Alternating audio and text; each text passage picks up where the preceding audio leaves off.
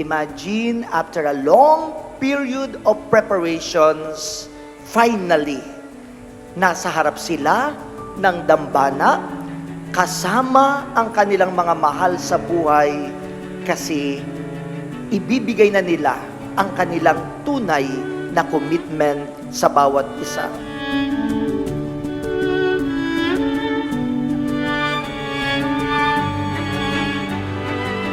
Kala, I love you. I love you more than feelings can ever define. I love you more than thoughts can ever imagine. And I love you more than words can ever express. Joke lang yun kung marinig mo man to. Happy and satisfied. Dearest Matthew, today on our wedding day, I sit in front of you with a heart full of love and gratitude. Thank you for loving me genuinely and choosing me every single day since 2012. Mats, thank you for loving Kala in every way that she truly deserves to be loved. I've seen how the two of you have fought or disagreed with each other, mga maliliit na tampuhan and all. Pag malagising mo, or wala sa mood and gutom si Kala. But I've also seen how great you two are as a couple, as partners.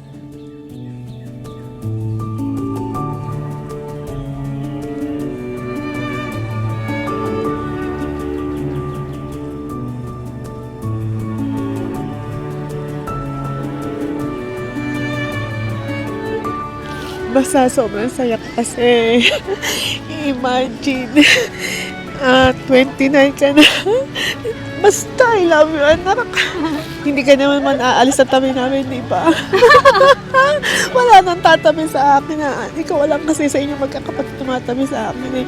Sana ka mag-asawa na kayo ni Mami. Payagan ka pa rin tumabi sa akin. Si Ina kasi, siya yung nagpalaki sa akin. Tapos, bago siya mawala, minake sure ko ma-meet niya si Matthew. Nung na-meet niya si Ina, sabi ni Ina sa akin, and in front din ni Matthew na, Kala, wala ka na makikitang katulad ni Macho. Macho talaga yung tawag niya. Tapos yun, parang yung sinabi niya na yun, parang yun na din yung nag-confirm na, siguro si Matthew yung right person for me kasi my great-grandmother knew na maaalagaan ako or mamahalin ako the same way na inalagaan niya ako and minahal niya ako or baka even more pa.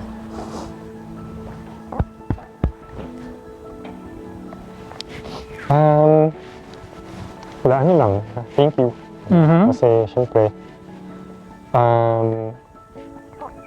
wala naman ako, or kahit sila Ate Shobe naman, diba? Wala naman kami dito, diba? Kung wala kayo ni Mami. I recall the day you met Ina, my great-grandmother. Her words were, wala ka nang mahanap na tulad ni Macho. And that still resonates in my heart. She knew you were the one, the person who would care for me and love me the way she did or even more. There's only chapter one. The best is yet to come. The story's just begun.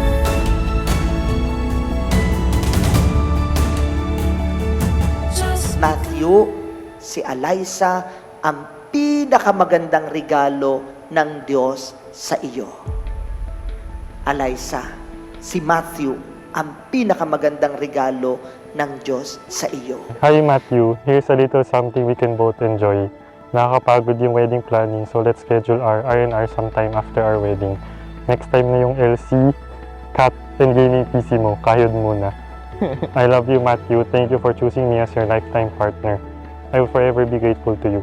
See you at the altar. P.S. I know how important your grandparents are to you. You may keep them in your pocket or give them to uncle or auntie. Kala. Kala, TikTok. Our TikTok. Just a few more hours to go before our forever officially begins. 12 years have gone by so fast. Hindi ko na mabasa. I just wish we met earlier. I'm super excited to see you in your wedding gown. I'm sure you look beautiful and I can't wait to watch you walk down the aisle. Please remember to walk slowly. Here's a little something for you. Hope you like it. See you in a bit. I love you, Matthew. Thank you!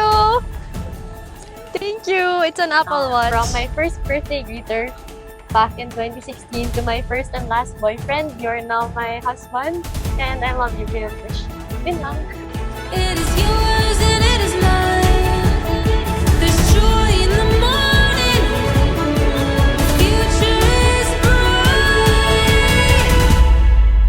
The story is just Thank you for always considering me, for being my unwavering support. And today, I make these promises. I vow to love you, to understand you, and to be more patient with each version of you that life unveils. Nothing in this world means as much without you by my side, and I can't wait to build our beautiful life together.